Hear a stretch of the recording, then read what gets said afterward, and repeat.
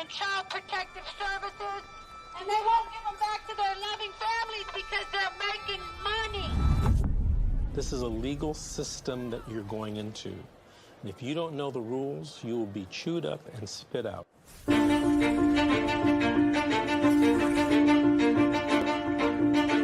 I could say anything to a mother who just got their children detained, you're in a crisis. Yeah. Life feels like it's over. The most important thing is regaining custody of your children. The child welfare system at its core is designed to protect children who need protection, okay? And that's key, is who need protection. So social workers, out of fear, will remove more children rather than only remove those children that truly need to be removed. It's okay. It's okay. This isn't someone stole your car. Someone broke into your house. This someone took your child, your flesh and blood. It doesn't say on this order that it was not proven. It says untrue. I immediately knew that, okay, well, this ain't over.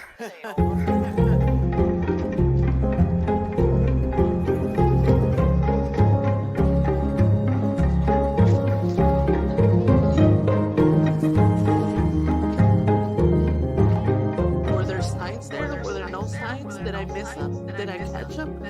At this point, I honestly don't know. Families only get a finite amount of time to reunify. I came into this field to help families, not destroy them. The difference between the criminal system and the child welfare system is substantial. You have more rights as a criminal than you do as a parent.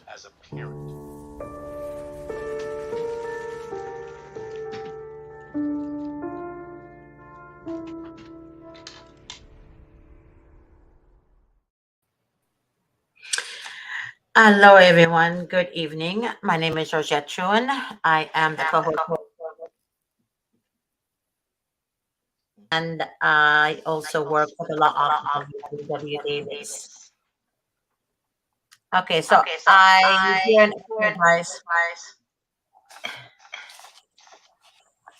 Hey, Michael. Hi, Georgette. Hi, how are you? I'm well. How are you doing?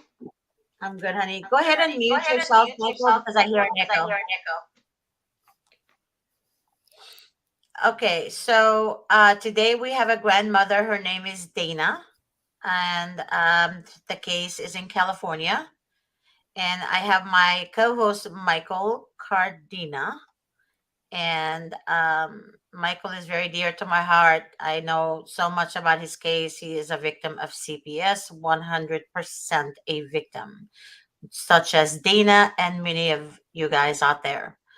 There is something I need to read to you guys, and I'm going to share a few other things with you guys as well. So the laws as it pertains to the legislative laws in California, when it pertains to the Welfare and Institution Code. Okay. It says a parent or a legal guardian may make a video or audio recording of his or her interview or interaction with a county child protective services social worker who is investigating allegations of parental abuse or neglect. The legislator finds and declares that nothing in existing law prevents a parent or legal guardian from making a video or audio recording of his or her interview or interactions with a county child protective services social worker. A county child protective services social worker participation in an investigation of parental abuse or neglect shall be deemed consent to video or audio recording pursuant to subdivision A.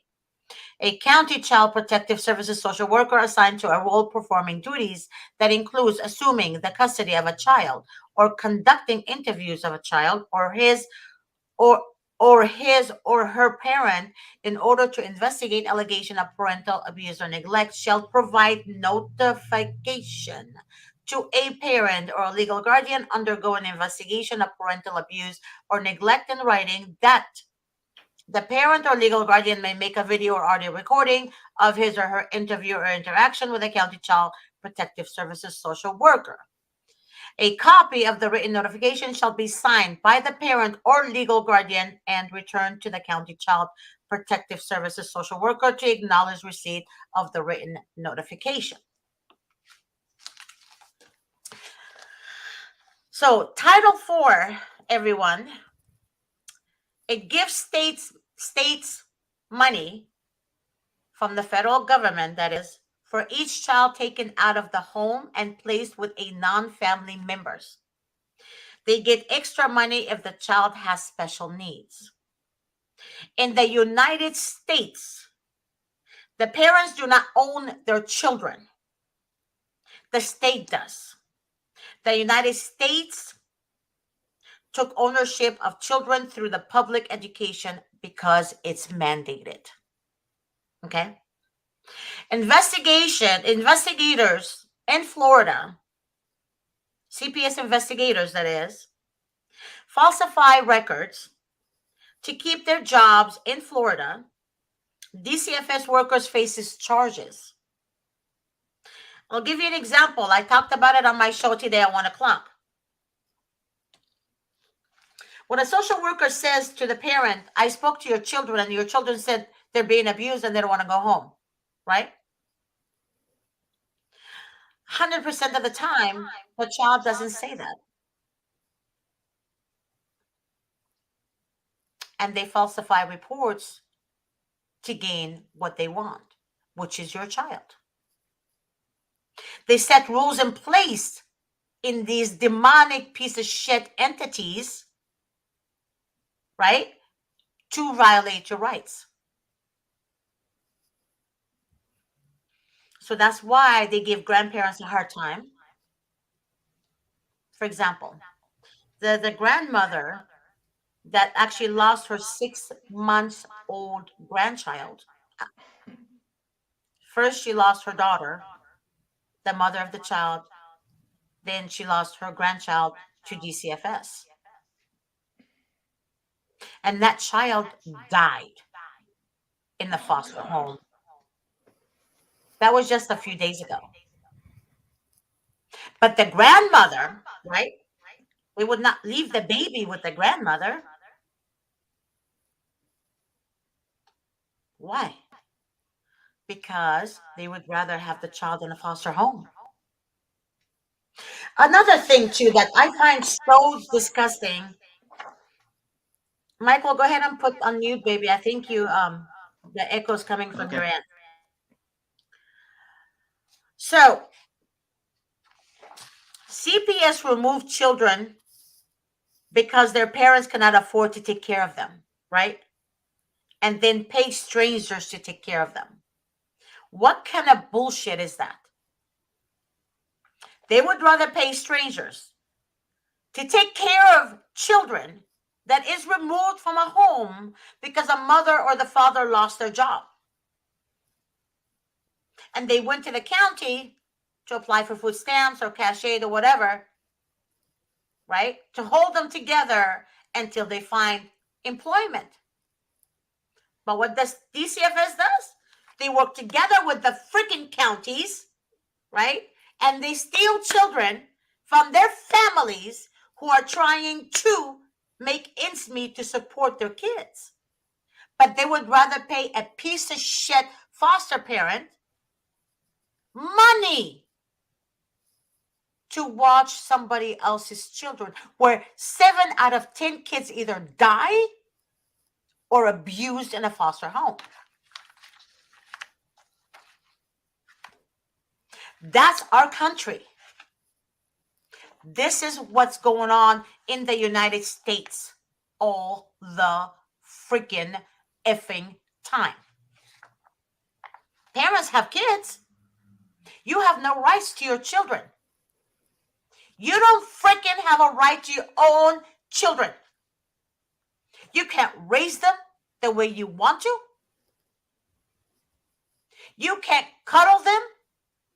You can't love them, because instantly, just a blink of an eye, they could be gone. Because you are trying to do the best you can as a parent.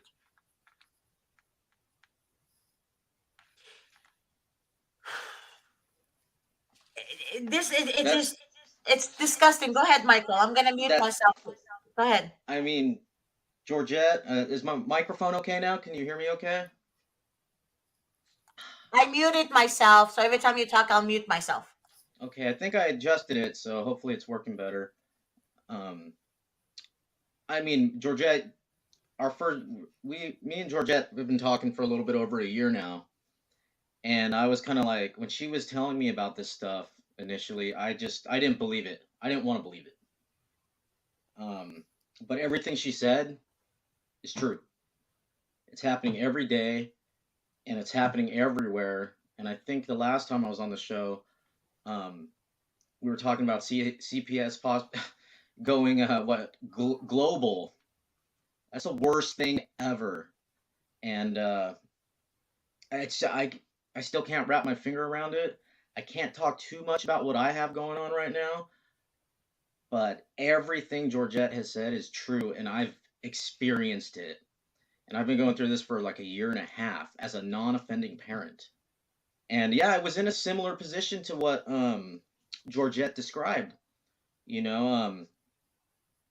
I was, living with a friend, still working and stuff, but trying to get my stuff together. I just had a divorce.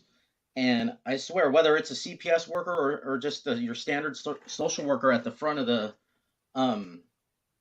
the social services building, they are like taking notes. Like everything that happened to me, you don't notice it because it happens so fast. These people are that good at what they do. I mean, it's not by accident.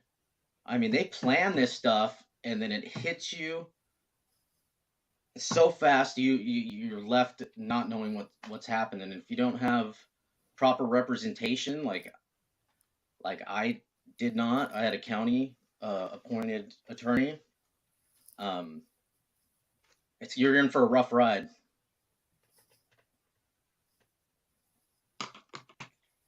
And actually, everything Michael said is actually correct too. I've known Michael for over a year and a half, and this guy is an amazing man, amazing father. He's truly a great person. Like seriously, me and him kid around a lot. Sometimes we make each other laugh. But I mean, it blows my mind every time I speak to him because he's not a dummy. He's an intelligent man. He's a loving man to his his kids, and it breaks my heart that a man like that is fighting to get his child back, his children back. He's the non-offending parent. That's what breaks me, because there are so many mothers and grandparents and aunts and uncles who are trying to collect their family together, and they can't because social workers, the system would rather pay foster parents money than to give the children to their own family. But the ones who are really being abused are the ones who are not removed.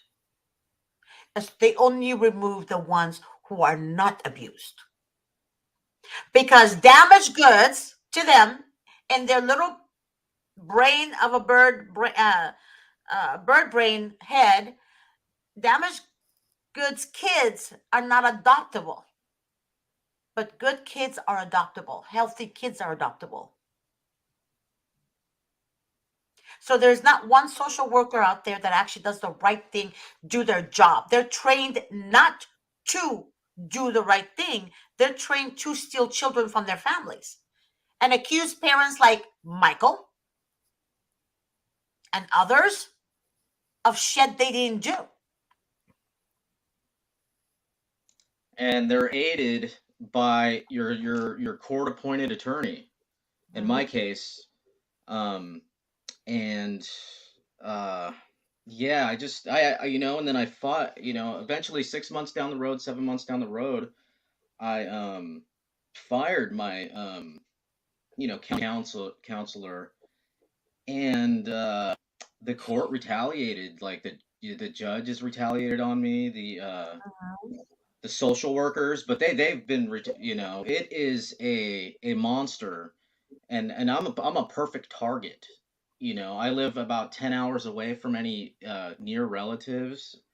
And yeah, and CPS is, I mean, what it is a dirty word. It is a dirty word. And then people automatically, most people, relatives, your friends, whatever it is, um, automatically assume, like, if you're involved in one of these cases, that you're, a bad person or a bad parent in most cases. Right. So it just really has a catastrophic effect on a Mhm. person's life. Mhm. And but I want to back up a little bit. Georgette's absolutely right too, because I remember in the beginning of my case, I had several relatives trying to have welcome that were wanting to welcome my son to live with him, so he didn't have to go into the foster system. Mhm.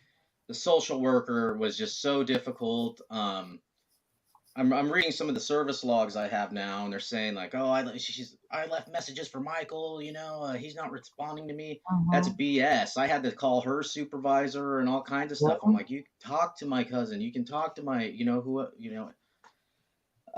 but anybody really. If I can I authorize these people. You can talk to them." And even after I did that over the phone, the social worker was still being difficult, Mhm. and wouldn't even give me visitation with my son there for a minute. So it was just Mhm. really weird. I didn't get a call when they took the kid. Mhm. Um, I don't know, man. I just but if you don't have the right representation and you're by yourself, I mean, trying to figure out all this stuff it's almost It's hard. impossible, It's very because hard. you're dealing with all the emotional stuff. And Mhm. I don't know, it's a really horrible feeling. I mean, it's definitely been the worst year and a half of my life. Mhm. I don't know. There's no other way to explain it than there is no way to explain it. There really isn't, because like Georgette said, they do not protect the kids that need protection. It's just bizarre. It is I'm dumbfounded. I really don't have an explanation other than it is just evil, Evil. pure They're evil, very evil. They are. perpetrated But by, like, yeah. I don't know, like, people that are very unintelligent, put it that way, very juvenile with the way they antagonize you, Mhm. and the stuff that they're able to get away with, that the stuff that they put in documents that is signed off by a supervisor and then submitted to the courts, just full of misinformation. I mean, it's just slander and everything like that. But the problem, I think, is people don't say anything, or people bow out, because they can't take it's so difficult, what these social workers will do, and they'll do anything. I'm like, oh man, that I would laugh at some of the things they would do, and I'm like, how are they going to top that? Oh, they top it, every time. It's crazy. So I No, don't know what's so. but I don't Michael, know. not to go ahead and No, go mute. ahead. Your mic is not your mic. I think is the reason why I hear the echo. So Michael is right about what he said as well. However, Dana, I want to share something also before we hear your story. Okay. Social workers, whoever is watching out there, okay, if they tell you that your children said they don't want to be home with you, they are freaking lying. Okay. And I'm being nice when I say freaking because I want to say the other word. Okay. And I'm trying to be nice, but they're freaking lying. Your kids do want to come back. Your kids addressing they want to go back, but then they cancel your visits.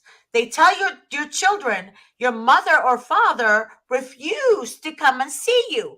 I have a child that was in the system who is now 18 years old. He said to me, he said, Miss G, I've been watching you. And let me tell you something. When he was adopted, by the way, him and his sister. And he said when they were with the adoptive family, right? They told him that your mom and dad do not want to see you anymore. They give up their rights and they give you up. He said that he and his sister grew up traumatized in that home. And the foster family brainwashed them to think that their parents literally let them go. His sister is 2 years older than him. I haven't spoken to her yet, but I've spoken to him. And when he was telling me the story, he was in tears. Because he said, a part of me didn't believe they were right. Because he said, my parents loved me and my sister. They told us every day they loved us. They never abused us. They never neglected us. They never beat us. They never, not once did they yell at each other. So when I asked him what happened, he said all of a sudden they were asleep and they were removed from the home early morning. And he said, all we know is that after he found his mother, then his mother explained to him what happened. It was just an allegation. That's all it is. A not even proven allegation. That's why these mother F judges, right? They believe everything that the social worker writes in their reports. But these damn social workers are liars. They're pathological, sociopathic, narcissistic assholes who write false information down every minute of the freaking day. And they're not being held accountable for it. Michael, you know exactly what I'm coming from with this. And a lot of them, in my case, they're not even good at it. They're not, the lies aren't even good. And it's just, and I experienced that just the other day. You know, I was admonished in the courtroom for whatever. Okay. And then, after waiting for like, I don't know, 2-3 weeks for this hearing, then, I'm admonished, for getting in an argument because with one of the mandated reporters that was at the visitation center, because my kid was, talking about being hungry and things like that, and with the visitation center person right there, listening, and there's been a few instances like that over the last year, and they're not. I'm like, you guys don't say anything, that's your, you're supposed to report these, these things that aren't right, whether, it's physical abuse or just, something, neglect, something that's not providing for the kid. And, she wrote it up as something, other than it was. And then the judge admonished me for that. I'm like, what? And after he admonished me, and then he didn't even give me a chance to say anything. Like, and then he's like, and then he looked over at the social worker and he said, so the recommendation still stands to do this, right? Give it back, give the child back to the offending parent that's not feeding him and all that stuff. It's just man, that's why that was kind of like the final like nail in the coffin as far as the court, it being dead to me, like thinking that I was gonna even get a sliver of any fairness, or I know life's not fair, but at the same time, come on. Yeah, I don't know. Yeah, but what you don't understand, Michael, like I told you before, is that they do leave the children with the abuser. However, they already know that they're gonna come back and take the children again from that abuser. You have to understand that every time they remove a child, they get money. They already know that abuser is gonna mess up, right? And they're gonna come back. That's It's why a they don't want to leave win-win. the kids with you, because you're not the one neglecting the kids. You're not the one abusing the children. Get it? They need a reason to come back. So they do this with everybody, whether you're a grandmother, whether you're an aunt, uncle, father, mother, it doesn't matter. They do this with everybody. Dana, I would like for you to share your story. I know your case is in California and you are the grandmother in that matter. Right. Hi, Dana. Okay. Hi. My daughter and her husband, she gave birth to a beautiful baby girl on September 1st. And she was put in the NICU. And I've been I was at first told that I could take the baby home straight from the NICU, because CPS came in and put a hold on her for some fictitious reasons. My daughter was on methadone when she gave birth, so the baby had a few problems and stayed in the NICU for about a month.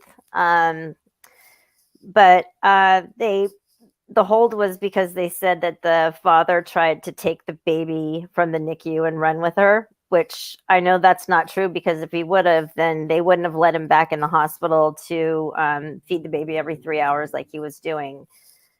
And so they told me that I could take the baby home from the NICU. And on the day that she went home with the foster mom, where she's been for the last 5.5, almost 6 months.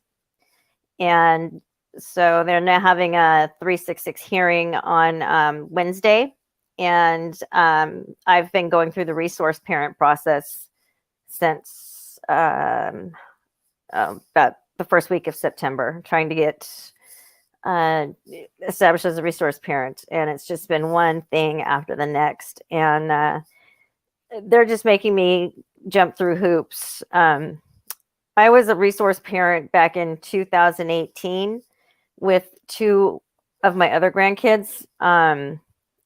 And there was an incident where I was hospitalized for 4 days, and it was on Thanksgiving. And the social workers said right off the bat, don't try to get in contact with us, because we will not be here for the 5-day weekend. We're all going to be gone. So we took that as don't, try to get in contact with them. And Thanksgiving Day, I was put in the hospital with a complex migraine. I'd never had a problem before. I haven't had a problem since. And my husband or my mom didn't call them, but the kids were fine with my mom and my husband. It's not like they were at the house by themselves. And we had to relinquish our foster care license because we didn't call and notify them that I was at the hospital. And because one of my other granddaughters was at the house. She was an emergency placement, and we were only supposed to have the one granddaughter, so we had to relinquish the license. So hopefully we get approved for the resource parent, but I just they're making me really nervous with this.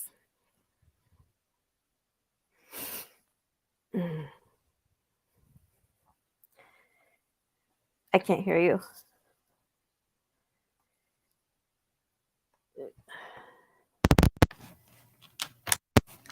Oh, shoot. Can you hear me now? Yeah, I can hear you now. I'm sorry. Okay, I'm sorry. What was the allegation against your daughter? Like, for example, what was the reason for their involvement to begin with? They said that she had drugs in her system, the Klonopin in her system, which she admitted to taking 1 before her C-section, and it was prescribed by her physician. Uh-huh. And they also said that because of her prior CPS cases, which her first son, who lives here with me and my mom adopted him when he was born, but she actually gave him up for adoption because she knew that she was too young to take care of a child. And so it was a mutual agreement. It wasn't actually something where she didn't complete her, thing with CPS. It was a willing thing. Before she had the baby, she knew that she was going to give the baby up for adoption. And then they're saying that her second son, she didn't complete anything, but that was not a CPS case ever. She was clean and sober the whole pregnancy. So they're making up all these false allegations. Mm-hmm. Her and her husband they have a car wash business. They have their own place that was actually approved before she had the baby. And, they're not, they're doing pretty well, actually. They were doing better before she had the baby, because now she's just like, she was really thrilled to learn that she was having a girl. She's always wanted a little girl. And now they've taken that from her. And she's at her wit's end. Yeah, this really, It's that's what I don't understand. And every time I want to bring it up to Mr. Davis, I want to ask him, why do they, and I forget because I'm so busy at work, I tend to forget. And he's busy too. He's in hearings, he's in trials, he's in other states, fighting this demonic piece of shit asshole system. But the thing about it is what they do, Michael, stop doing that every time I say that. But the reason I want to ask him is because I don't understand how they can just go and steal a child because of a previous case. Right. Especially in your daughter's matter, she actually was too young. She had the child adopted. She did the right thing. But why are they going back in time and they're not looking at what's going on in the moment? Right. They're very unforgiving. Very, very unforgiving. So And who is the father of lies? The devil. Mm-hmm. That's the way I look at it. The devil is the father of lies because the devil always reminds you of your past. Right. And he holds your past against you when God is saying, I forgave you. But the devil keeps holding it against you. So that's why I call them demonic assholes. Right. Okay? Now we all get it. I made it very clear to everybody. They are demonic assholes. Okay? Because her daughter doesn't deserve to be without her baby. She's actually with her partner. They're both outstanding members of society. Why go and steal that baby? Yeah. Why are they using the past against you? And that's a question that I need to ask Mr. Davis because it doesn't make sense to me. It doesn't make sense to me. I can understand if she killed her baby, God forbid, before. I can understand that. And that's why they're reluctant to keep that baby with her, right? Right. But your daughter didn't do any of that. No. And then they put the baby in a home. God knows what's going on in that home. Right? Because that home, I mean, don't even get me started on that home. It's just the foster mom stopped visitation for 3 weeks in a row because she said that they all had COVID and that she took the baby to the doctor on the 3rd week to get it tested for, retested, took it to the pediatrician. But then I got her on video saying that the baby hadn't been to the doctor for 2 months and she didn't know how much it weighed. And then we have a picture of the baby laying in the foster mom's bed with a Doberman pinscher right next to her and the paw on its head, on her head.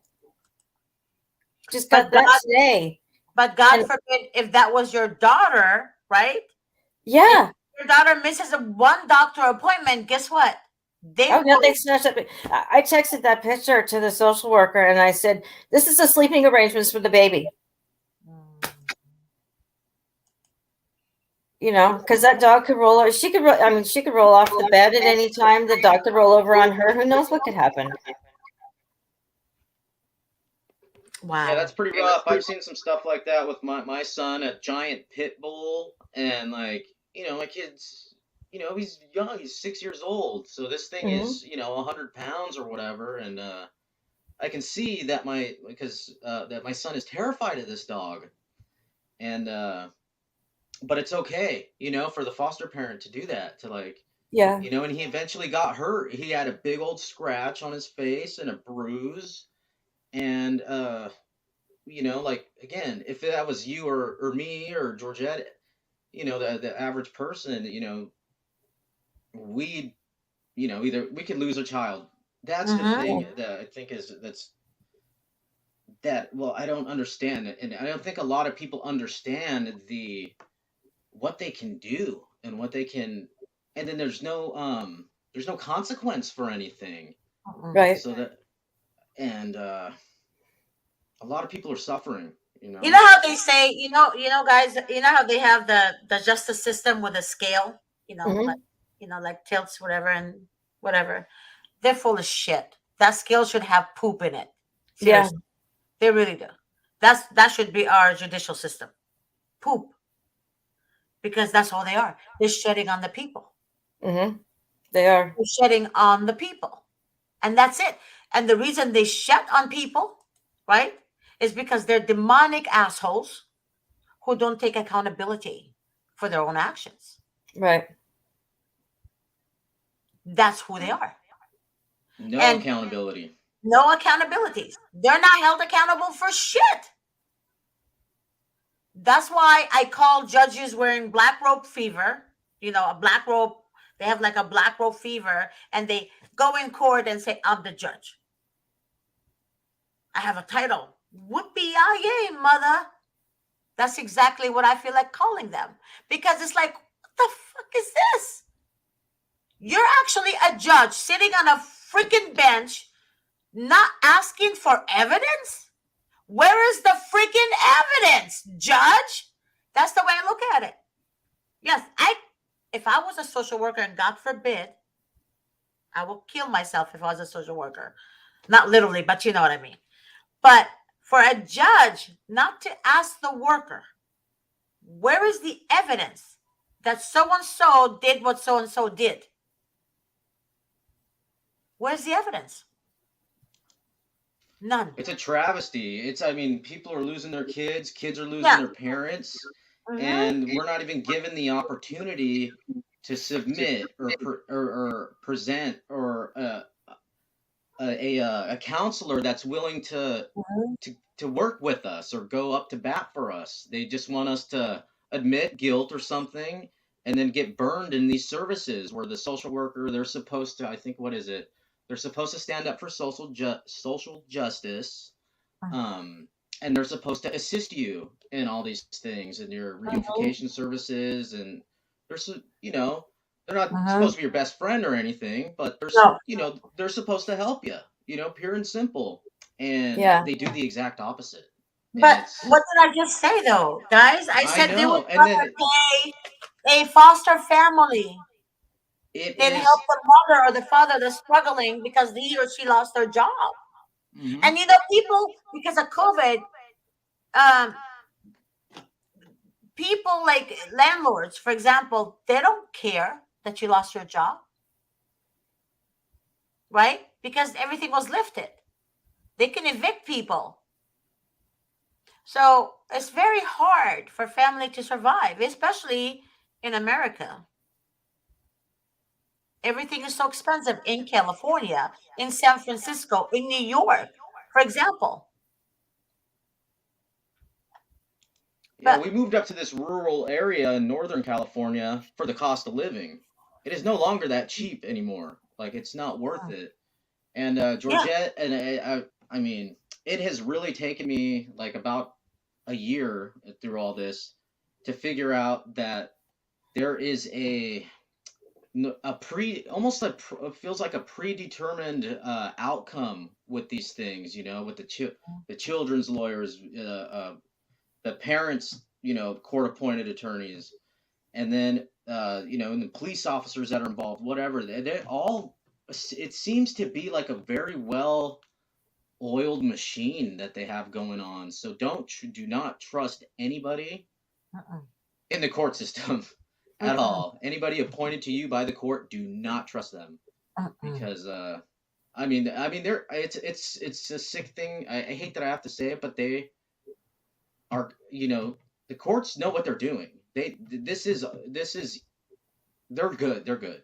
This isn't an accident. It's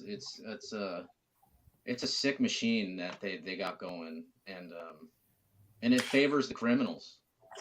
Really I saw a video on TikTok today where a social worker is entering somebody's home, trying to enter somebody's home. So the father and mother said no, and they had them on camera. I see the police officer right behind her, the social worker that is. She kind of squeezed her way in, and she's yelling at the parents, telling them she can do whatever she wants to do. She's been doing this for 25 years. I swear she looked like a Karen. She really did. I was looking at her. I'm like, she literally pushed her way in there, and the police is not doing shit about it. And then I thought to myself, the police are just following rules, right?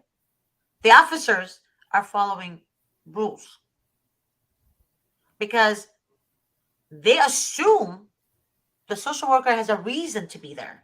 I have spoken to so many different officers that I know, that I have connections with, and they told me that they don't trust CPS. but they follow the guidelines, right? Like I said, there's rules in every entity, right? Mr. Davis has rules in his office, right? If you have a business, you have your own rules. Same thing with them, right? So they violate your rights with these rules they put in place. So basically, the police is gagged in a way, right? Because they just do whatever the social worker says. But there are some officers, I was told, from their mouth that they refuse to remove children if there's no abuse or neglect. Then the social worker would have to leave, come back with different officers. I mean, there's so much going on in the system that people don't understand. I don't even blame the police. I blame CPS. I blame our government. I blame Congress. I blame the President of the United States. I blame the Vice President of the United States. Where are you, and why aren't you protecting your so-called people that vote for your asses to be presidents and vice presidents? Come on. Are you guys eating beans all day long? Are you that fool that you can't wake up? Or you just eat beans and fart all day long? To me, we gotta look to ourselves as people too, and ridiculous. Why are we not? Why? I mean, there's more people need to come out, and we need to fight together in the right way, because it's going to take a lot, and that's the all the people you mentioned, the president, all that in our cities too, the board members and all that, because they're parts.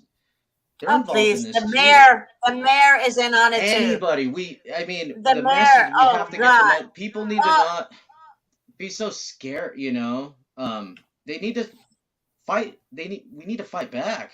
We can't allow ourselves to be bullied like this, and that's why I am hated by these. They finally actually gave me a new social worker after over a year, because I just kept pushing. And I'm not. It's gonna be the same shit, Everybody has a different social worker. I mean, Dana, how many social workers have you spoken to?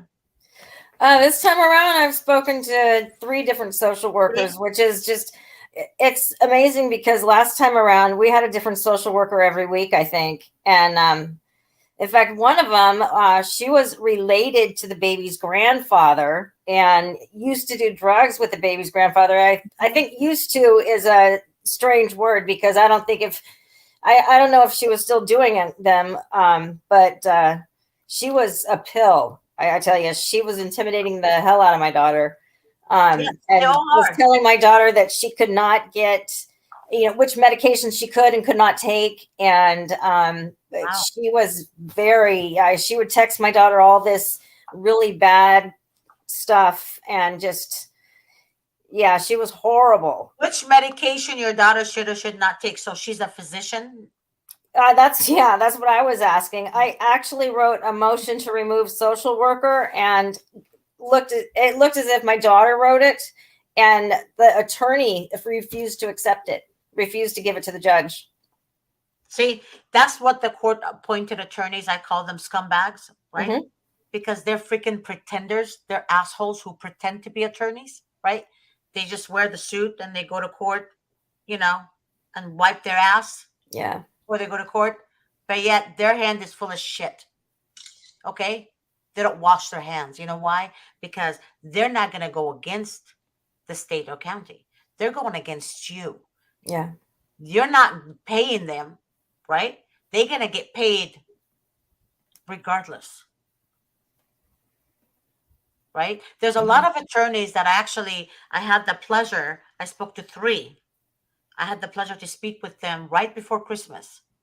And they used to work for DCFS. I mean, they used to work, as a juvenile dependency attorneys. However, they said they're no longer there because it's so corrupt. Mm-hmm. They couldn't do it. They couldn't do it. They can't help the parents. You know why? They can't submit evidence into court. They can't. They can't do it. It's like they're holding something against them. It's like Honestly, that's why I call them demonic, Dana and Michael and everybody out there, because their motherfucking system operate demonically. You have to be dark. You have to be demonic. You have to be fucking stripped out of your soul, right? To do Yeah. what they do. There is no way a sane person can do what they do. No way. It's impossible. And that's why when they choose assholes to work for them, they choose the right assholes that are actually going to do this.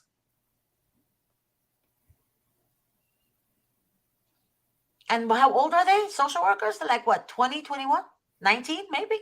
Yeah. Fresh out of high school, barely graduated.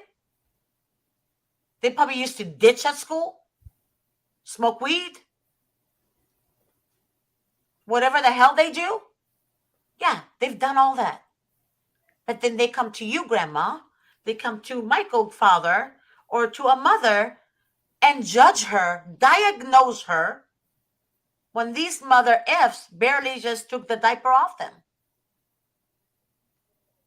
Right? Yeah. So they become the prosecutor, the jury, the judges, doctors, psychiatrists, teachers, and they're not qualified to any of them. They're actually not qualified to diagnose you or your daughter. But yet, they come to you, make you talk to them by persuading you. By law, Mr. Davis says by law, they cannot get a court order to speak to you, grandma, or the father, or the mother. So what do? They intimidate them. We have a few questions. You know, the devil is clever, you guys. The devil doesn't come to you with horns and a tail, right? The devil uses fictitious charm, right? To get what he wants from you.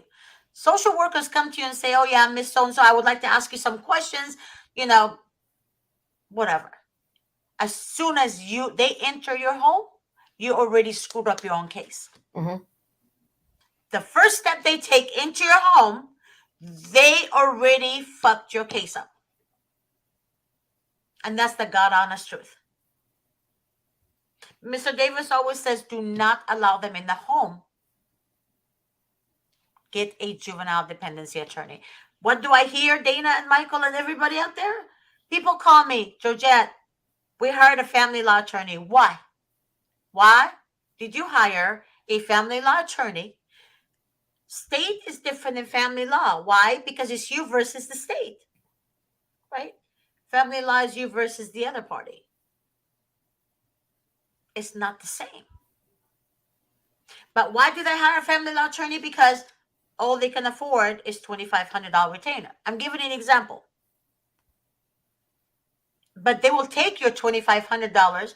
They will take another $2,500 from somebody else, or $3,500 from somebody else. And they will keep collecting the whole day. By the end of the day, they'll be making at least $80,000. If you really add it up. And the desperation of people trying to hire a juvenile dependency attorney. So I thought about it, right? Why do they do that? Because people are desperate. Because a real juvenile dependency attorney is not going to, depending on the length of the case, is not going to be less than $10,000, $12,000. But what people don't understand is that you have to be smart. You have to be 5 steps ahead of them. In order for you to educate yourself, when you educate yourself, actually, you gain knowledge. And when you gain knowledge, you gain the steps that is required to be ahead of them. That's very important. So a lot of people, when they call our office, I send them the book that Mr. Davis wrote about CPS. That book, it breaks it down. I don't know if I send it to you, Michael. I don't have it yet. I will send it to you, Dana. Thank you. But that book is like, people call it the Bible. Reason for that is because he broke it down. You're right. Everything, he breaks it down. No joke. Okay? Now, a lot of people from other states, the laws that pertains in California is different. Like every state have their own demonic piece of shit law, right? It's not for the people, but it's to hinder the people. So you guys have to research on your own and what your state law is when it comes to CPS. Okay. That's very important. Yes, it kills you as a parent. Yes, it kills you. But what did the devil want? The devil wants you to be silent. Mm-hmm. The devil doesn't want you to move forward. The devil wants you to smoke weed and to drink alcohol and to do cocaine and God knows meth and all that. Why? Because it's a temporary fix that you're depending on to numb your pain. But you don't want your pain numbed. You want to be above and beyond and gain that knowledge that you need of understanding how it works. The strategy is how you conduct yourself, right? Right. What you need to do. The devil doesn't want you to be ahead of them. The devil wants you to be looking backwards on mistakes that you've done. You're human. You're human. We all make mistakes, but you have to learn how to rise above it. And what CPS wants you to do is they want to give you that temporary numbing painkiller because they don't want you to wake up from it. And this is all work of Satan. This is not work from God. This has nothing to do with God. This is all satanic, demonic entities. The only way to kill someone's soul, right, is to steal their children from them. When you steal children from their own family, right, from their own flesh and blood, it's worse than you. It's not like just going in there to break in somebody's home to steal a VCR. Well, they don't make it anymore, but you know what I mean, to steal a TV or whatever. Michael, I know you're laughing about the VCR part, but it's not. It's worse than that. It's worse than that. Stealing your own flesh and blood. It's worse than that. That's, to me, well, if I was an It's the worst attorney, thing you can do to a person. It's the worst Yeah, thing you can do yeah. to a person. Yeah. I mean, there's no pain I can compare. Yeah. I mean, as much as the VCR is, the not being around not being able to, I'm missing out on so much stuff with my child. Yeah. Pure and simple. And like I Yeah. said, I wish I can get into more about my case. Maybe we could later on, but off the record and stuff. But it's so I feel your pain. I feel, and It's hard. and nobody cares. That's the social workers do not care. They are demons. I mean, I can't. They think of really are anybody- demonic. And But the court-appointed attorneys too, Michael. worse. And I that's mean- what the same thing happened at my 6-month hearing. I submitted a declaration with a few things because I couldn't even get my attorney to call me back. And so I went in there. I didn't know that I had to go through the attorney. I was like, you know what, she's not, listening to me. I'm going to do it myself. So I submitted it and the clerk took it. And then I got a call back from the attorney like a couple days later. She's like, "Oh, you sent this in and you're supposed to do it through me and blah, blah." And she was pissed. Like, man, she was really pissed. And, I don't know. What else am I to do? I didn't know. I mean, I'm not just going to go down in flames, so yeah, I eventually fired her and was without an attorney, which was pretty rough too, because the social workers, they poked fun at me because I didn't have an attorney, like on the CFT meetings and all that. It's just like crazy. Mm-hmm. They're having a field day. Yeah, they're having a field day. The thing people don't understand, you can't go to, I'm going to say it this way. Okay, if you have a heart disease, right? You cannot go to a foot doctor for your heart condition. You can't, right? How are you going to have a foot doctor look at your heart, right? And vice versa. So people that think they can handle a juvenile case on their own, they're mistaken. I mean, you got to be real to yourself. And you can't feed yourself some bunch of BS lies, right? I mean, seriously, you guys are lucky I'm not a juvenile attorney. I would have been in jail. Because there's no way I can speak in court the proper court way. I can't. I'll just tell the judge, what the fuck is wrong with you? It's exactly what I would be telling a judge in court. Not, Your Honor. I can't do it. I can't sit there and say, Your Honorable Judge. I can't. It doesn't even want to come out of my mouth. I will gag. I will vomit. Because they're not honorable. They're assholes. That's all they are. A bunch of assholes sitting in black robes. But you cannot handle this on your own. You just can't. I mean, we have clients who actually, like I said earlier today on my show, we have clients who actually lived with their brother or their grandma or their mother or sister just to not pay rent so they can have as much money for a retainer to hire a juvenile attorney.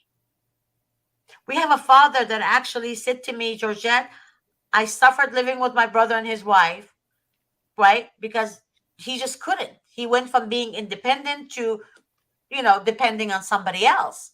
And to a man, that's really big for his ego. But he sucked it up.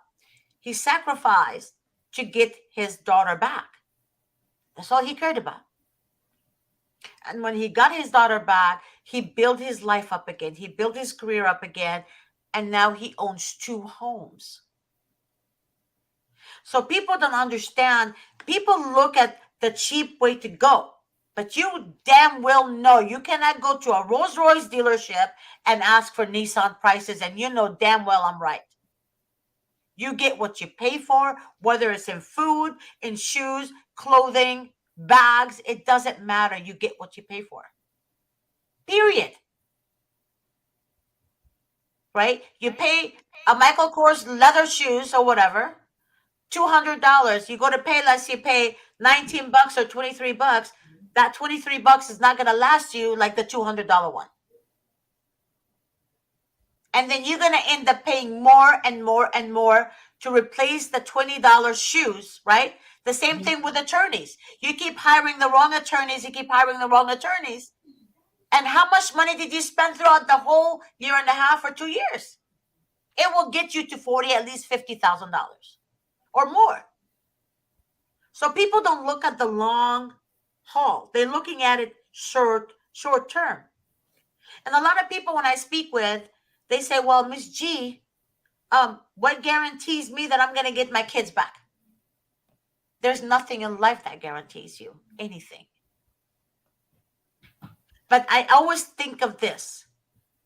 Like God, like Jesus said, it's not what goes in your mouth that defiles you. It's what comes out of your mouth that defiles you. You're already putting a damp on your life, on your case. People don't understand that whatever they bring out of their mouth is what's going to happen in their current situation. I had a mother that I told her to do this every day. She would wake up, look at her daughter's room, and say, good morning, baby. Her daughter wasn't there. She lived her life at home where she actually felt like her daughter is still there. So her energy is out there in the universe. Get it? It's positive. She got her daughter back. So it's what you think, your thoughts is what creates your destiny, is what creates your moment. So that's very important. I have people that say, oh, Georgette, I resulted into worshiping Satan, doing some witchcraft and all this bullshit. Kidding me? So you turned into the people that took your kid? Yeah, you turned that into doesn't the make people. any That's sense. what I said. I told her that. I said, you turned into the people that took your kids, that stole your kids. And she said, I never thought about it that way. I was desperate. That's what the devil wants you to do, is be desperate. But what did God say? I don't care if you're a Christian or not. I'm going to just speak my mind. God said what? Be still and know that I am. If you're not still, you're everywhere else but where you need to be. You need to be centered. You need to center your life. You need to center who you are. Don't give them more ammunition. You go and drink yourself to death. You go drug yourself until you can't get up. And then they laugh at you and say, look, they're not going to say, oh, we caused this. We pushed her to the limit, or we pushed him to the limit. That's not the right way to live your life. Because you're giving them power over you. You're giving them power over your situation. But what comes out of your mouth is what you create in your situation. So if you're going to call a law office and you're like, oh, well, I want to know, what guarantees me. The attorney that guarantees you to get your kids back is the attorney that you don't want to pay money to get your kids back. Because that's what social workers do. That's what court-appointed attorneys do. Oh, if you sign here and agree to the allegations, you're going to get your child back. That's bullshit. That's no a shame. fucking lie. That's no a shame, lie. That is no a remorse at all. bad-ass lie. Yeah. That's just a lie. It's not true. So an attorney that says, hey, Michael, pay me and I will get your child back. Michael, I know you have sense, baby, and you know exactly what I'm talking about. That is not the attorney that's going to help you. Yeah, if it's too good to be true, that's that old saying too. If it's too good, if it sounds too good to be true, it is true. It is. Exactly. It isn't. Yeah. So. Exactly. Yeah, I mean, so and you guys watching. have to be think. Don't think. Don't react using your emotions. Right? When you use your emotions, you don't make the right decision in your life. Put that aside. If you want to cry at night in your bed, do it. But do not let them see you cry. That's what you need not to do. They feed off that. They feed off that. That gives them strength, and they are a group. They don't do anything well alone. When you get one of them by themselves, you can kind of tolerate these social workers, but you get 2, 3, oh my, the courtroom, all of them together, you got to hold your ground. You got to stay strong, I mean, and it's hard because you are emotional. It's your kid and everything, but you have to just power through it. I mean, and don't bend, stay firm. That's a mistake I made in the beginning. I was just so emotional. The year I had and everything like that with the custody stuff and whatever. But they see that and they feed off that stuff. So whatever, I don't know exactly what plan you have for the 6-month thing. But don't bend, ask for more time, whatever you got to do. I'm not, but just do not bend to these people because that's what they want. Yeah, I told my daughter and her husband to ask for trial. So that'll give her another month. So yeah, they're gonna fight it, and that'll give me another month to have us have the approval for the resource parent. All it's waiting on is for me to have my 12 sessions with this therapist to make sure I'm not batshit crazy, and for my husband and I to be. We have to have a physical by our doctor and have the sheet turned in to our resource social worker. I think that's a little bit violating myself for them to have all of our medications that we take and our medical conditions. Don't sign that. Don't sign that. They keep trying to get me to do that. They've been trying to get me to sign that the ROI. I think this is what I've read. This is what I've heard. They don't need anything else. All they need is the participation for certain things and verification of attendance. But be very careful what you give these people, because there's no reason that they would be trying to get me to sign this shit, like as hard and in so many different ways, like trying to trick me into signing this shit. Like, dude, but you will start. But they're so predictable now. That's the thing, But the thing is. Yeah. There's no limits at what they will do to try to provoke a person. There's no limit. I mean, like the shit that's happened to me, I can't fucking make the shit up. Most people don't even believe me. Like, you know, there's a few people that have been around and witnessed these things. But like, if I were to write it, I was writing some of this stuff down for this attorney I have the other day, and I'm like, fuck, should I even put this down on paper? Because this shit does not seem fucking real. They're gonna think I'm crazy. Yeah. That's The right attorney would not think you're crazy. The right There's- attorney that knows that the system is fucked up, they will not think you're crazy, Michael. Okay. Yeah. A lot of Well, women I was that just thinking that myself, and I believe them. I believe them. You know what I mean? I know. yeah, absolutely. Yeah. And I'm just everybody. If you take anything from this, there is no limits on what they can and can't do, as far as I've seen. You know, within either with the courts, in their offices, in your home, even the visitation center, with people around, they don't give a fuck. Excuse me, sorry guys. They just do not care. There's no. I should be sorry on the whole entire show right now. But, There's no limits. I'm not sorry, actually. I speak my mind, like I said, and people that know me, they love me for who I am. Right, Michael? Okay.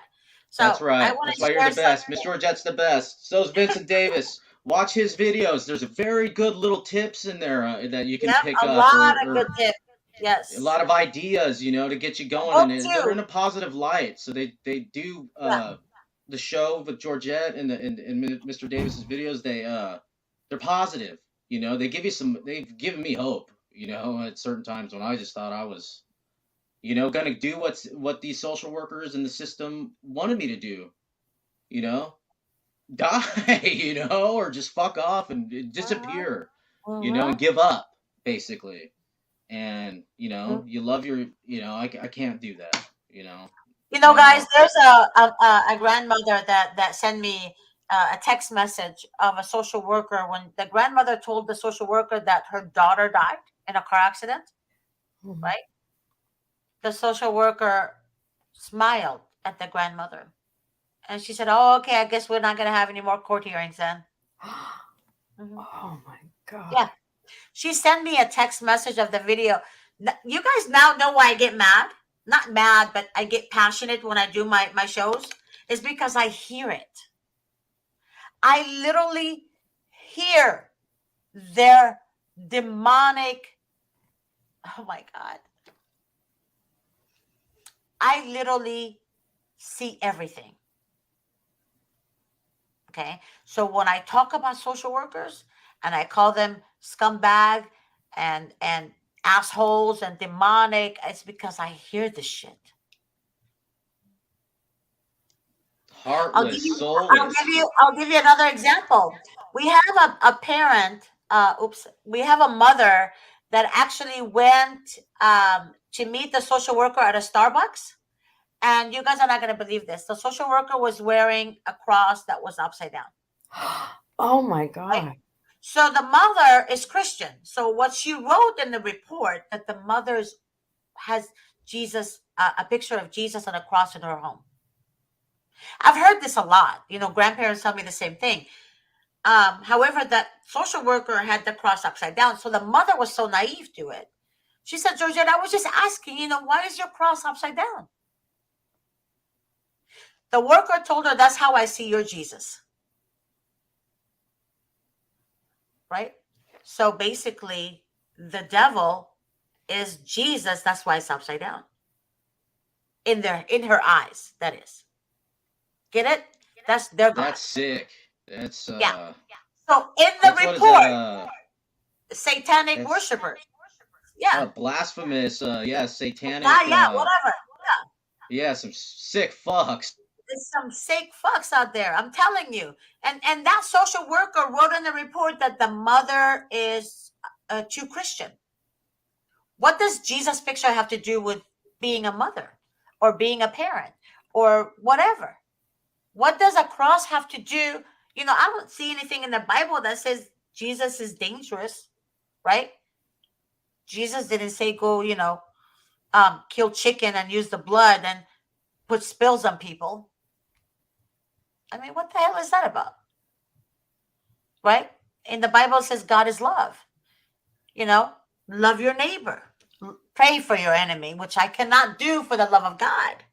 I cannot pray for my enemy. Why? I can't Yeah, I do never it. got that one. I can't do it. I can't do it. I'm not a perfect Christian, but there's no way I can pray for my enemies. I just will not say anything about them. I'll just leave them alone. Mhm. But I'm not going to sit there and pray for them. I just refuse. So again, but nothing in the Bible that actually states any violence, correct? So why is it so bad? Why is it so bad? Why should that matter in the report? And why would a judge see that as an important fact to keep the children away from the parent? Right?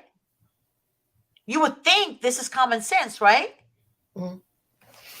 Why are they using that against the parents and the grandparents? Grandmother says the same thing to me because she's Catholic, right? The social worker did not like the fact that the grandmother had the rosary at home. So now you can't be Christian? Is that another thing now? Is that another rule? I don't understand. There's so much that's going on that makes absolutely zero sense. They didn't like the fact that I mentioned my girls when I sent my girls to parochial school when they asked me all about that LGBTQ whatever. And they didn't like the way that I answered the question.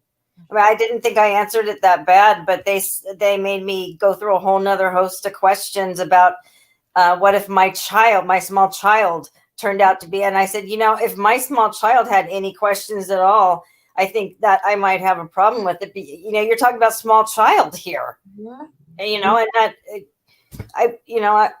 that's just, I think that somebody would have put that in their head then, because, and that's how we got started on the conversation, and I wasn't trying to be,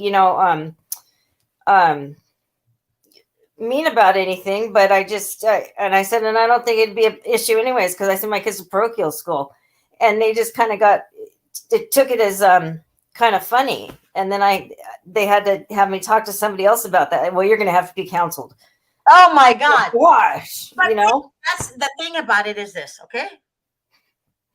Just because there's gays and lesbian, it doesn't mean you're against them, right? Right. It doesn't mean you disrespect them, right? Right. We respect people. If I have a Buddhist friend, right? Right. I have a Buddhist friend. Does that mean I'm going to disrespect her because her belief is different than mine? I'm Christian, 100% Christian. That's not going to change ever. That doesn't mean she's not my friend anymore because she's Buddhist. I also have a gay friend, a man, right? He knows where I stand, but we've been friends for 28 years. Guess what? He came out before, way long ago. And we used to joke about it, me and him. So kind of like he knows where I stand in my belief and I know where he stands, but we love each other, right? We're friends. Your belief has nothing to do with your ability to be a parent. Right. Completely separate. That's why church and state is separate. So why are they bringing it as an excuse that you're not a good parent? If church and state is separate, correct? Right. Why is it a factor when CPS is involved? Why are they talking about people's religion? Why are they talking about people's belief? Why are you holding somebody accountable because he or she is Muslim or because Buddhist, right? Why? I realize that because the juvenile whorehouse, right? The courthouse, I call it the whorehouse. Most of them have judges who are gays and lesbians, right? They have attorneys who are gays and lesbians. They have social workers who are gays and lesbian. There's nothing wrong with that. But they want to hold the parent accountable because their belief system, is theirs. Correct? We judge no one, but we are not going to be going by your rules either. Think about it. It's stupid. If I'm Christian, there's no way in hell somebody can come to me and say, hey, Miss G, you better be this religion if you want to get your children back, right? Or you have to believe this way to fit in. I don't want to fit in your circle, you piece of shits. I don't want to be in your circle. I want to be in my circle where I know what I'm doing and I'm more comfortable, right? Does that mean Miss G is going to go out there and judge everybody for what they do? No, that's not my job. My job is to love everyone equally, to treat everyone equally. Who the hell am I to judge? Who the hell are they to judge? With their stinky ass. Who are they? They shed like us, they eat like us, they bleed like us. Who are they? I don't know. They're you know, even in my case, you know, in a lot of cases I've seen and stuff like that, you know, you're supposed to, you know, give everybody an opportunity, you know, to present their side, and then based off of the facts that are, you know, pertaining to this case or the matter, then you make a judgment on it, you know, not exactly like somebody writing like a social worker writing like something like that in your I don't know, in the report about something that doesn't matter. I mean, I don't. Yeah, there's something there. You know, needs to be a change somewhere because a lot of people comes are suffering. Honestly, you guys, like Mr. Davis says, you need to start voting for judges. I know. That's, you know, they say it's not going to work because they're reelected or whatever. But honestly, we need to vote them out. There's a couple of judges in LA County, actually a lot of judges in LA County that I working on getting them out. Really am. And there's so many people supporting me. So many. But these mother F's are going to be exposed, each and every one of them. Each and every one of them will be exposed. I'm talking about from social workers to court pretenders to judges. Family court ain't no different. Family court judges are just as bad. They're just corrupt in a different way. They're all corrupt. All judges are corrupt. All they care about, judges are, I'll tell you what judges are. Judges are, you know how mothers have, you know, sons, right? And their mother, judges are like, either their mom was a judge or their dad was a judge, and then they're forced to go to law school so they can become a judge too, because they have to follow mommy and daddy's, you know, little footsteps. Get it? They're forced into where they are. So literally, I kind of question that a lot. You know, there's some hidden deep shit in them too. But yet they're qualified to judge you. I'm not making this shit up. This is real shit. I believe it. I literally speak of real life stories. Okay? I've seen it. I've heard it. Where mommy spoils little Jimmy because little Jimmy goes to UCLA or USC, and little Jimmy has to be a judge like mommy. You know? But little Jimmy has issues because daddy wasn't around, and now he has to deal with a stepdaddy who's a scumbag. And then little Jimmy becomes a judge. And then little Jimmy hates men because daddy wasn't there. And then he takes his tantrum. There you go. He'll take it out on Mr. Hernandez, for example, who's fighting to see his child during visitation. Same thing with women judges. They have issues. Then they're going to go against the man, or they're going to go against the woman. It's the same shit. But yet they sit there and judge you as a parent when they themselves have issues and need somebody to fucking diagnose them. That's how it works. If I'm wrong, hey. Unfortunately, it is. I know I'm not wrong. It is. Yeah, it's the truth. Unfortunately, it is. Yeah, and that's all you hear. You hear what people reviews. Oh, this judge is biased. This judge is this. But why are you biased? Right? It's because of your life, because of your past. And they want to have control over people because they love control. Because they couldn't have control in their own lives. Because they were raised by a controlling mother or a controlling father. or what is both. it? An inferiority Yep. complex. You know, that's yeah, I see that, and that's Yeah. typical in law enforcement in some cases too. You know, it sucks because these jobs should be there's like privileges in Yeah. a way, and Yeah. you're dealing with people's lives and stuff like Yeah. that, but they just That's what a narcissist wants.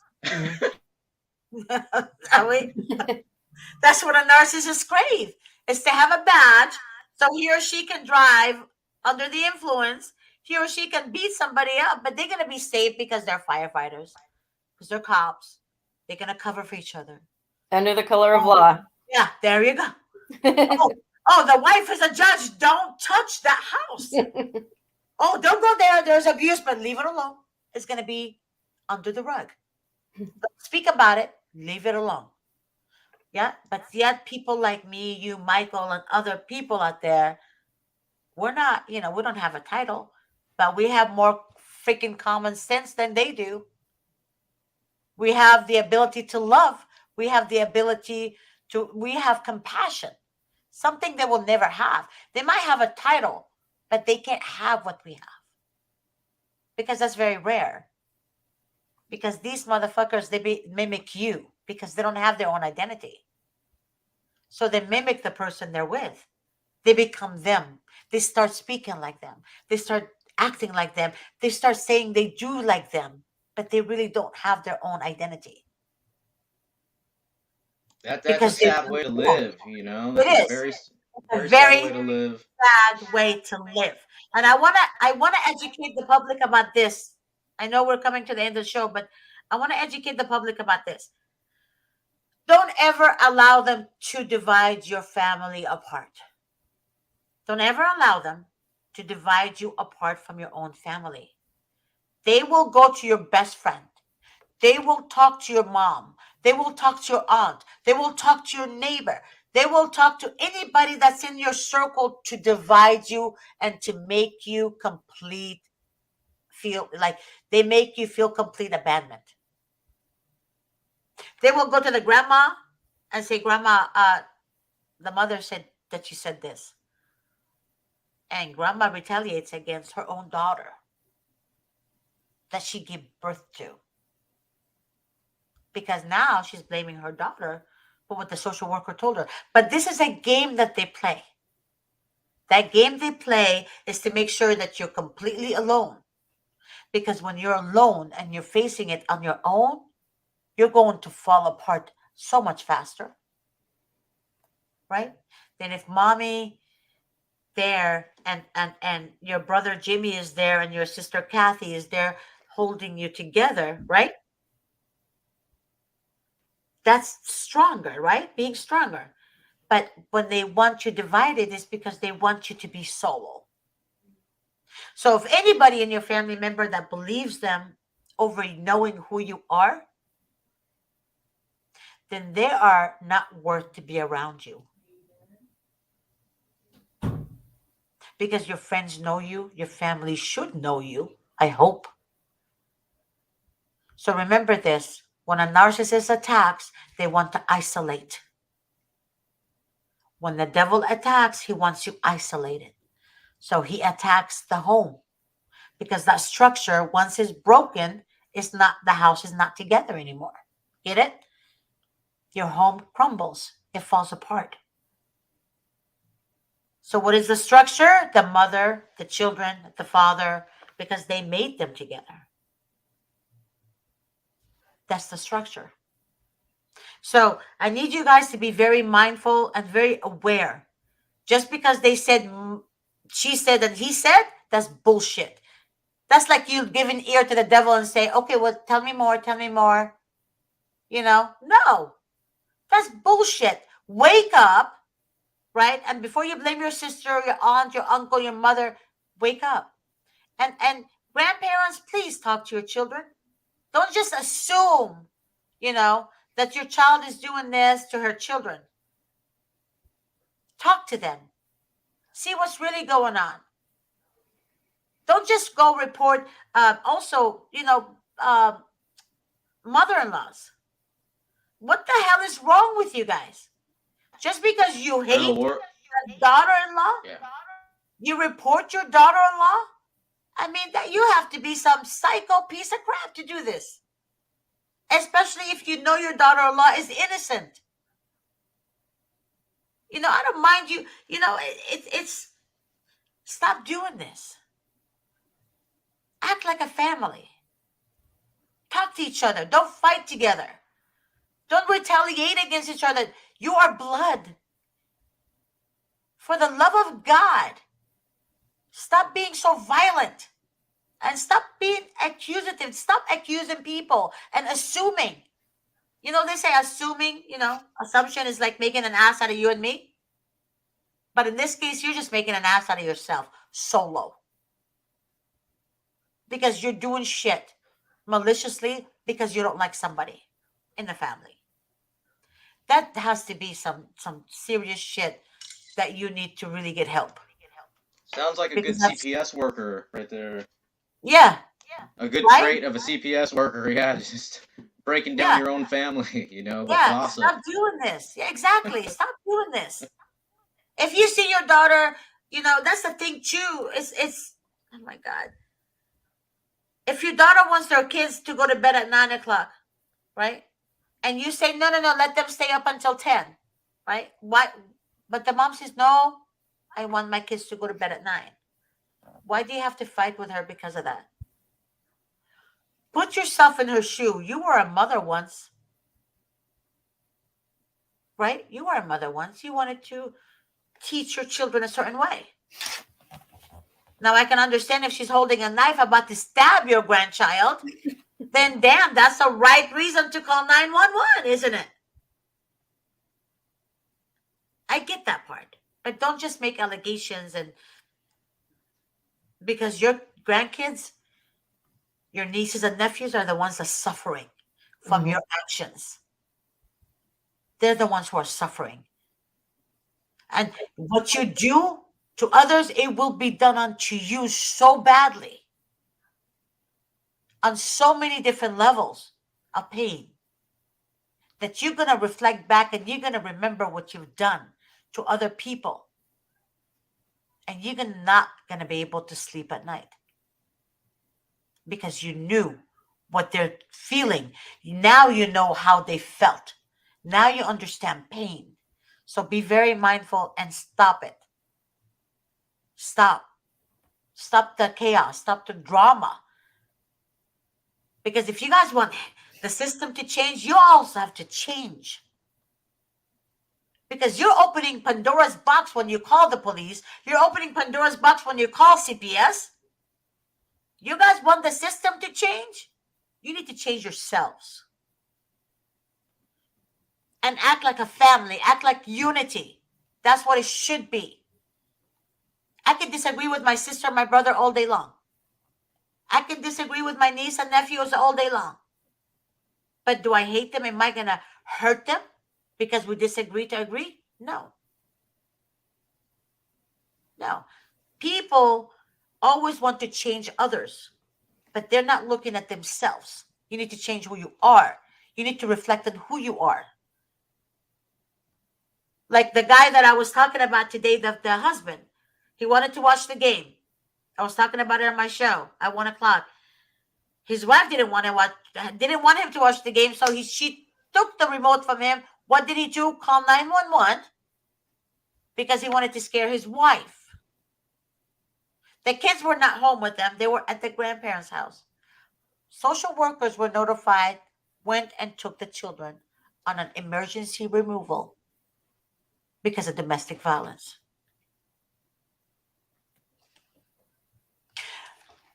They told me, the parents, that it was a dumb mistake. But that's why I said don't act on emotions. Take a deep breath. Walk away. Because that call that you made because of a freaking remote control, right? And her because of a game. For the love of God, that was the dumbest shit, right? Mm-hmm. You can't take it back now. You opened Pandora's box, buddy. You opened it. That call that you made, that was not necessary is what opened that box. When you open Pandora's box, there's no way in hell you can close it. And Dana, you know exactly what I'm saying, and so do you, Michael. Okay? So people don't understand their actions is what really gets them into their position today. But sometimes it's not even them, it's somebody else's action. An ex-husband that doesn't want to pay child support. Example. An ex-husband that will accuse the wife beat him, right? 6'3". His wife is 5'5", and beat her husband after she had a C-section. He calls the police. The police looks at him like, really, dude? Really? She beat you? But he doesn't get arrested. But guess what? He wanted that call to be made so that way he can show the mother is bad, so that way the baby's not with her, so that way he avoids paying child support. But a man that does something like this is usually somebody who's involved in the system, meaning he has somebody in the system that works for the system that will enforce what he wants. You get it now? So there's things that's in your control and there's things that's out of your control, depending on the situation. But in the big picture, look at your family and keep your unity together, because a game is not worth it. My dad and my mom used to watch my dad watch soccer, watch football, watch basketball. And she said, man, if you can't beat him, just join him. She started watching it with him. And they both had their own teams, and my mom involved herself in my dad's life. That's his wife. But don't get mad at your husband because he's watching a game. Give me a break. Get over it. It's a game. Men love sports. Shit, you can't get me away from a hockey game. You understand? It's kind of like, yes, you have your favorite team and you want to watch it. Let it go. But again, keep the unity together, guys, and be positive and educate yourself to gain knowledge so you can be ahead of CPS. Because these mother Fs don't want you to have knowledge. Remember that. They don't want you to know your rights. They don't want you to have happiness. They don't want you to be happy. Absolutely not. They don't want you to be happy. So I want to thank you, Michael, and I want to thank you, Dana. Michael, you're a wonderful, wonderful co-host. I love your energy. I love you so much, Michael, so much. And Dana, thank you so much, honey, for sharing your story with us. Thank you for having me. You're very welcome. It was a pleasure. And I want you also to text me and your name, so that way I can text you Mr. Davis's book as I promised I would. Okay.